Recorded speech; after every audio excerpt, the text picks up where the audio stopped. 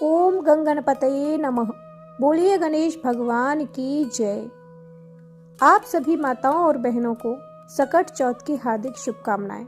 सकट चौथ, जिसे तिलकुट चौथ भी कहते हैं, इस दिन महिलाएं अपनी संतान की लंबी आयु और खुशहाल जीवन के लिए व्रत रखती हैं। साथ ही इस व्रत को करने से व्यक्ति की सारी मनोकामनाएं पूर्ण हो जाती हैं। इस दिन संकट हरण गणेश जी का पूरे विधि विधान के साथ पूजन किया जाता है और यह व्रत इस बार 17 जनवरी को रखा जा रहा है। तो आज हम श्रवण करेंगे सकट चौथ पर सुनी जाने वाली प्रमुख कथाएं। पौराणिक कथा के अनुसार सतयुग में राजा हरिश्चंद्र के राज्य में एक कुम्हार था। एक बार जब उसने बर्तन बनाकर आवा लगाया तो आवा नहीं पका। परेशान होकर वह राजा के पास गया और बोला कि महाराज, ना जाने क्या कारण है कि आवा पक ही नहीं रहा है। राजा ने राज पंडित को बुलाया। पंडित को बुलवाकर उसका कारण पूछा। राज पंडित ने कहा, हर बार आवा लगाते समय एक बच्चे की बलि देने से आवा पक जाएगा। राजा का आदेश हो गया। बलि आरंभ हुई। जिस परिवार की बारी होती वह अपने बच्चों में से एक बच्चा बलि के लिए भेज देता था। इस तरह कुछ दिनों बाद एक बुढ़िया के लड़के की बारी आई। बुढ़िया के एक ही बेटा था तथा उसके जीवन का एकमात्र सहारा था, पर राजाज्ञा कुछ नहीं देखती। दुखी बुढ़िया सोचने लगी कि मेरा एक ही बेटा है, वह भी सकट के दिन मुझसे जुदा हो जाएगा। तभी उसको एक उपाय सूझा। उसने लड़के को सकट की सुपारी तथा दूब का बीड़ा देकर कहा कि भगवान का नाम लेकर आवा में बैठ जाना, सकट माता तेरी रक्षा करेंगी। सकट के दिन बालक आवा में बिठा दिया गया और बुढ़िया सकट माता के सामने बैठकर पूजा प्रार्थना करने लगी। पहले तो आवा पकने में कई दिन लग जाते थे, पर इस बार सकट माता की कृपा से एक ही रात में आवा पक गया। सवेरे कुम्हार ने देखा तो हैरान रह गया। वह आवा पक गया था और बुढ़िया का बेटा जीवित व सुरक्षित था। सकट माता की कृपा से नगर के अन्य बालक भी जी उठे। यह देखकर नगरवासियों ने माता सकट की महिमा स्वीकार कर ली। तब से लेकर आज तक सकट माता की पूजा और व्रत का विधान चला आ रहा है।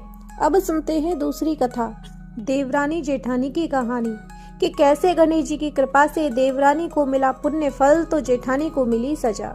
बोलिए गणेश भगवान की जय। एक समय की बात है, एक शहर में देवरानी जेठानी रहती थी। देवरानी गरीब थी और जेठानी अमीर थी। देवरानी गणेश जी की बड़ी भक्त थी। देवरानी का पति जंगल से लकड़ी काटकर उसे बेचता था और अक्सर बीमार रहता था। देवरानी अपनी जेठानी के घर का सारा काम करती और बदले में जेठानी उसे बचा हुआ खाना, पुराने कपड़े आदि दे देती थी। इसी से देवरानी का परिवार चल रहा था।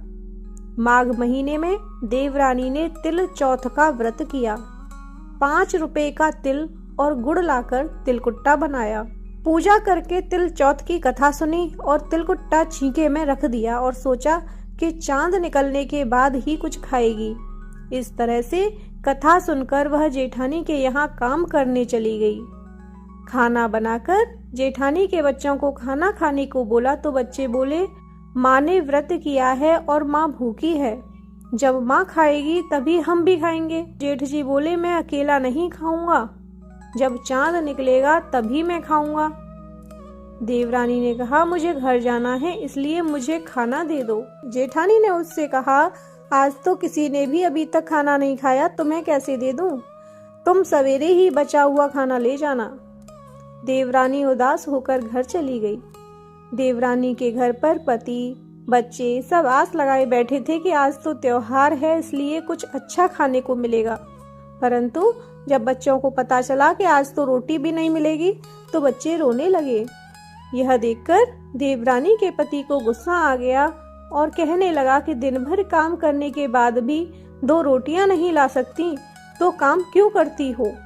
पति ने गुस्से में आकर पत्नी को कपड़े धोने के धोवन से पीटा। धोवना हाथ से छूट गया तो पाटे से मारा। वो बेचारी गणेश जी को याद करती हुई रोते हुए पानी पीकर सो गई। उस दिन गणेश जी देवरानी के सपने में आए और कहने लगे, धोवने मारी, पाटे मारी, सो रही है या जाग रही है? वह बोली, कुछ सो रहे हैं, कुछ जाग रहे हैं। गणेश जी बोले, भूख लगी है, खाने के लिए कुछ दे। देवरानी बोली, क्या दूं? मेरे घर में तो अन्न का एक दाना भी नहीं है। जेठानी बचा हुआ खाना देती थी, आज वो भी नहीं मिला। देवरानी ने आगे कहा कि पूजा का बचा हुआ तिलकुटा छीके में पड़ा है, वही खा लो। गणेश जी ने तिलकुट खाया और उसके बाद कहने लगे, धोवने मारी, पाटे मारी, निमटाई लगी है, कहाँ निमटे? उसने कहा, यह खाली झोंपड़ी है, आप कहीं भी जा सकते हैं, जहाँ इच्छा हो वहाँ निमट लो। फिर गणेश जी बोले, अब कहाँ पहुँचूं? अब देवरानी को बहुत गुस्सा आया और कहने लगी, कब से परेशान किया जा रहा है? सो बोली, मेरे सिर से पहुँचो, और कहाँ? देवरानी जब सुबह उठी तो यह देखकर हैरान हो गई कि पूरा घर हीरों और मोतियों से जगमगा उठा है। सिर पर जहाँ बिंदायक जी पहुँचनी करके गए थे, वहाँ हीरे के टीके और बिंदी जगमगा रहे थे। इसके बाद देवरानी जेठानी के यहाँ काम करने नहीं गई। जेठानी ने कुछ देर तो राह देखी, फिर बच्चों को देवरानी को बुलाने भेज दिया। जेठानी ने सोचा, कल खाना नहीं दिया था, इसलिए शायद देवरानी बुरा मान गई होगी। बच्चे बुलाने गए और बोले, चाची चलो, माँ ने बुलाया है। दुनिया में चाहे कोई मौका चूक जाए, पर देवरानी जेठानी आपस में कहने का मौके नहीं छोड़ती। देवरानी ने कहा, बेटा, बहुत दिन तेरी माँ के यहाँ काम कर लिया, अब तुम अपनी माँ को ही मेरे यहाँ काम करने भेज दो। बच्चों ने घर जाकर माँ से कहा कि चाची का पूरा घर हीरों और मोतियों से जगमगा उठा है। जेठानी दौड़कर देवरानी के घर गई और पूछा कि यह सब कैसे हो गया। देवरानी ने जेठानी को सब बता दिया, जो भी उसके साथ हुआ था। घर लौटकर जेठानी ने कुछ सोचा और अपने पति से कहने लगी कि आप मुझे धोवने और पाटे से मारो। उसका पति बोला कि भली मानस, मैंने तो कभी तुम पर हाथ भी नहीं उठाया, मैं तुम्हें धोवने और पाटे से कैसे मार सकता हूँ? वो नहीं मानी और जिद करने लगी। मजबूरन पति को उसे मारना पड़ा। मार खाने के बाद उसने ढेर सारा घी डालकर चूरमा बनाया और छीके में रखकर सो गई। रात में बिंदायक जी जेठानी के सपने में भी आए और कहने लगे कि उन्हें भूख लगी है, मैं क्या खाऊं? जेठानी ने कहा, हे भगवान गणेश, आपने मेरी देवरानी के घर एक चुटकी सूखा तिलकुट खाया था, मैंने तो झरते घी का चूरमा बनाया है आपके लिए, और वह छीके में रखा है। फल और मेवे भी रखे हैं, जो चाहें सो खा लो। गणेश जी बोले, अब निपटे कहाँ? जेठानी बोली, उसके यहाँ एक टूटी हुई झोंपड़ी थी, मेरे यहाँ एक उत्तम दर्जे का महल है, जहाँ चाहो वहाँ निपटो। फिर गणेश जी ने पूछा, आप पहुँचूं कहाँ? वो बोली, मेरे ललाट पर बड़ी सी बिंदी लगाकर पहुँच लो। धन की भूखी जेठानी सुबह जल्दी उठ गई। सोचा घर हीरे जवाहरात से भर चुका होगा, लेकिन उसने देखा कि उसका पूरा घर बदबू और उसके सिर पर भी बहुत सी गंदगी लगी हुई थी। उसने कहा, हे गणेश जी महाराज, ये आपने क्या किया? मुझसे रूठे और देवरानी पर टूटे। जेठानी ने घर की सफाई करने की बहुत कोशिश की, परंतु गंदगी और ज्यादा फैलती गई। जेठानी के पति को मालूम हुआ तो वो भी बहुत गुस्सा हुआ और बोला, तेरे पास इतना सब कुछ था, फिर भी तेरा मन नहीं भरा? परेशान होकर चौथ के बिंदायक जी से मदद की विनती करने लगी। बोली, मुझसे बड़ी भूल हुई, मुझे क्षमा करो। विंदायक जी ने कहा, देवरानी से जलन के कारण जो तूने किया है, उसी का फल तुझे मिला है। अब तू अपने धन में से आधा धन उसे देगी, तभी यह साफ होगा। उसने आधा धन तो बांट दिया, किंतु मोहरों की एक हांडी चूल्हे के नीचे गाड़ रखी थी। उसने सोचा कि किसी को पता नहीं चलेगा, और उसने उस धन को नहीं बांटा।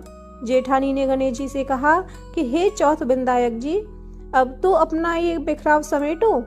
वे बोले, पहले चूल्हे के नीचे गाड़ी हुई मोहरों की हांडी और ताक में रखी हुई सुई की भी पाती कर। इस प्रकार बिंदायक जी ने सुई जैसी छोटी चीज का भी बंटवारा कराकर अपनी माया समेटी। हे गणेश जी महाराज, जैसे आपने देवरानी पर कृपा करी वैसी सब पर करना, किंतु जेठानी को जैसी सजा दी वैसी किसी को मत देना। बोलिए गणेश भगवान की जय। अब सुनते हैं दूसरी कथा। एक बुढ़िया थी, वह बहुत ही गरीब और दृष्टिहीन थी। उसके एक बेटा और बहू थे। वह बुढ़िया सदैव गणेश जी की पूजा किया करती थी। एक दिन गणेश जी प्रकट होकर उस बुढ़िया से बोले, बुढ़िया माँ, तू जो चाहे सो मांग ले, मैं तुझसे प्रसन्न हूँ। बुढ़िया बोली, हे गणेश भगवान, मुझे तो मांगना नहीं आता, मैं क्या मांगू और कैसे मांगू। तब गणेश जी बोले, कोई बात नहीं, अपने बेटे और बहू से पूछकर मांग ले, मैं कल फिर आऊंगा। तब बुढ़िया ने अपने बेटे से पूछा, बेटा, गणेश जी कहते हैं कि तू कुछ मांग ले, अब तू बता मैं क्या मांगू। पुत्र ने कहा, माँ तू धन मांग ले। माँ ने बहू से पूछा तो बहू ने कहा, माँ नाती मांग लो। तब बुढ़िया ने सोचा, ये तो अपने अपने मतलब की बात कह रहे हैं। अतः उस बुढ़िया ने अपने पड़ोसी से पूछा तो उन्होंने कहा, बुढ़िया तू थोड़े दिन ही जिएगी, तू क्यों मांगे धन और तू क्यों मांगे पोता, तू तो अपने लिए आंखों की रोशनी मांग ले, जिससे तेरी जिंदगी आराम से कट जाए। इस पर बुढ़िया सोचने लगी कि ऐसा क्या मांगूं जिससे बेटा बहू भी खुश हो जाएं और मेरी जिंदगी भी आराम से कट जाए।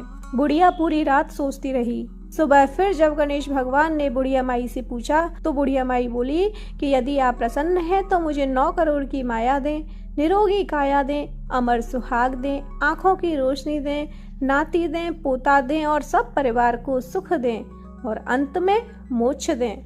यह सुनकर गणेश भगवान बोले, बुढ़िया माँ, तुमने तो हमें ठग लिया और कहती हो कि मुझे मांगना नहीं आता, पर फिर भी जो कुछ भी तूने मांगा है वचन के अनुसार वह सब तुझे मिलेगा।